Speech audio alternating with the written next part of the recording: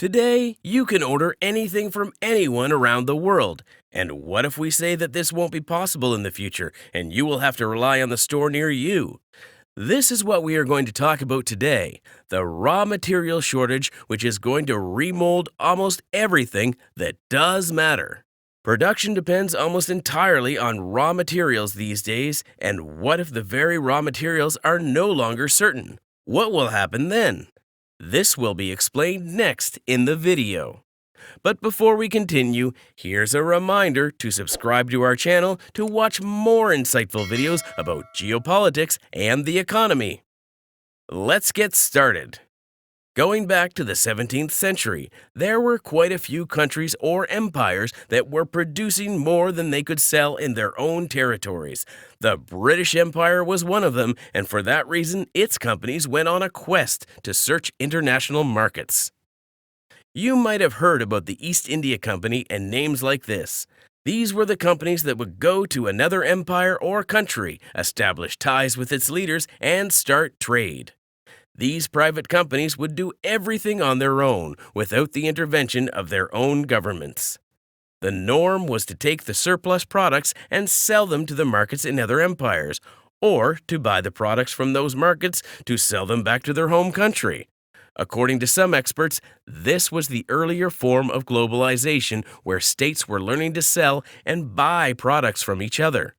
However, almost all countries, except for a few European countries back in the 17th century, were limited to their own territories during the trade.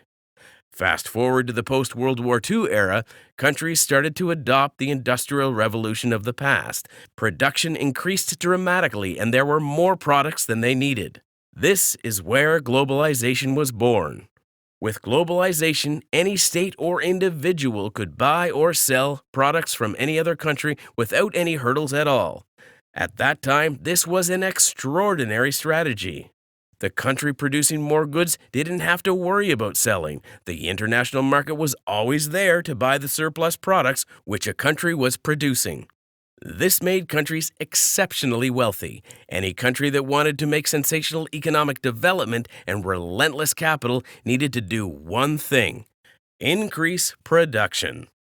In the past, boosting production was easy. You just had to put in more labor, more raw material, and more capital. But today, among all other factors of production, raw materials have become the rarest commodity.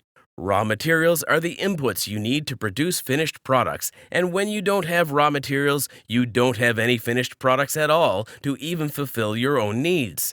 Today, food and energy supply is decreasing to a hazardous level where it will be difficult to sustain everyday life. This is because there is a shortage of the raw materials needed to produce food crops. However, there is a raw material whose shortage is going to cost the whole world more dearly: silicon. Since data is the oil of the modern world, any country making remarkable progress in technology is going to lead the future. But when you don't have the raw material to manufacture the very gadgets and computers needed, your future becomes vague. But why does silicon mean so much? This will be explained next in the video. Of the 100% supply of silicon to the whole world, around 95% comes from a single mine in North Carolina.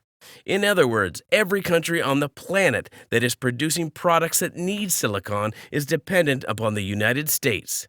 If we remove this 95% supply of silicon, only 5% is left, which creates a malignant shortage of silicon. Now, why do we need silicon, and why does it mean so much? Every microchip and every processor that runs the technological world of today is made from silicon.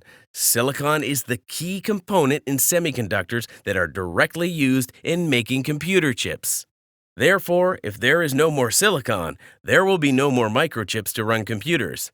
This might seem simple. However, what loss it will incur are beyond calculations. Any country without chips will be totally alienated from the rest of the world, since the connectivity, international trade, economic ties, monetary links, and everything depends upon this. If a country does not have energy, no doubt the industries will stop producing.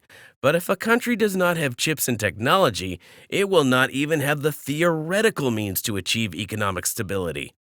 You can estimate what it means by imagining the removal of every high-tech cutting-edge device from a country. If this happens, the country will go back 100 years to the past and will have to rely on handmade products.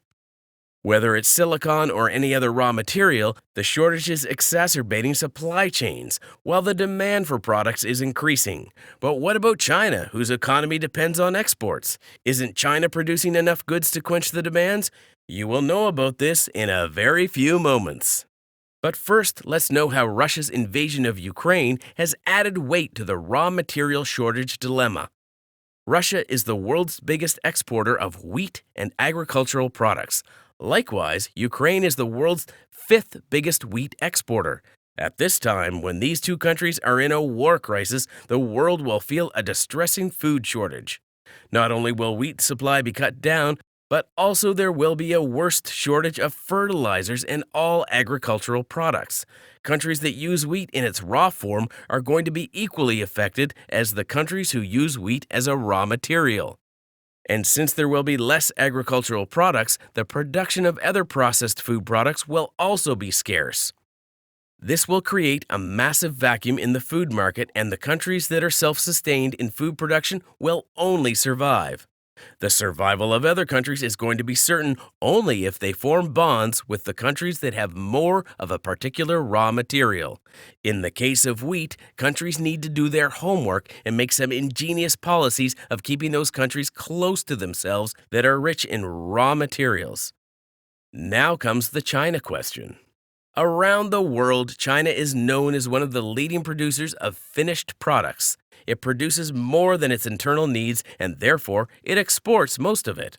The made-in-China products are cheaper and comparatively beneficial than buying expensive products of the same type.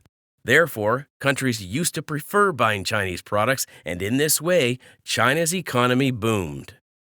However, due to the fluctuating conditions in China, the production has come to a constant level. It's not increasing than that level. The reasons behind this are many.